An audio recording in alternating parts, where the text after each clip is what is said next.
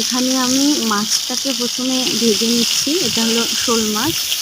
ভেজে নেওয়ার পরে তারপরে আমি এখানে দিয়ে দেবো, ভেজে নেওয়ার পরে এখন আমি এখানে দিয়ে দেবো মশলা। এখানে রয়েছে, প্রথমে দিব পেঁয়াজ বাটা। আলুগুলো ভেজে নিয়ে আলুগুলো আগে ভেজে নেব।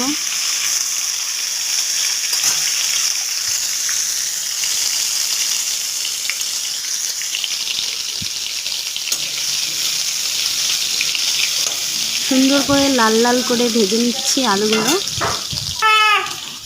ভেজে নেওয়া হয়ে গেছে। এবার এই আলুগুলোকে আর একটু পরে নামিয়ে নেব। নামিয়ে নেওয়ার পরে এই যে আমাদের মাদের যেটা অবস্থা হয় রান্না করতে করতে, বাচ্চাকে নেওয়া, বাচ্চা কান্না করছে, তাকে একটু শান্ত করে আবার চলে আসলাম রান্নাঘরে।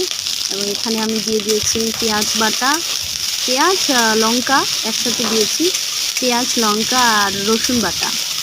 এরপরে দিয়ে দেবো এখানে এই যে জিরা বাটা দিব। এখন জিরা বাটা দিয়ে দিলাম।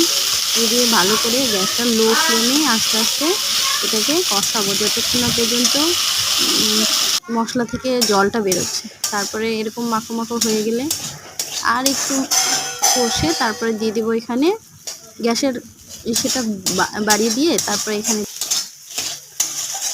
এখানে এখন এই যে জল দিয়ে দিচ্ছি। এখন দিয়ে দেবো জল।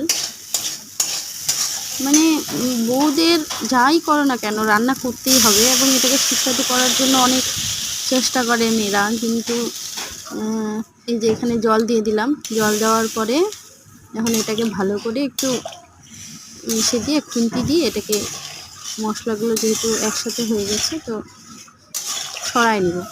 ছড়াই নেওয়ার পরে একটু ফুটে গেলে মাছগুলো এখানে দিয়ে দেব।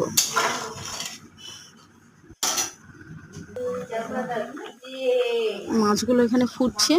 এবার আমি এখানে জলটা ফুটে গেছে, এখন মাছগুলো জলের মধ্যে মানে ঝোলের মধ্যে দিয়ে দেব। দিয়ে দেওয়ার পরে একটু নাড়ে, তারপরে এখানে একটু গরম মশলা করে নেব, দারচিনি অল্প একটু, আর অল্প একটু বড় এলাচ, মানে গোটা না, অল্প একটু, যেহেতু অল্প আমি রান্না করছি তো সেই পরিমাণ অনুযায়ী অল্প একটু।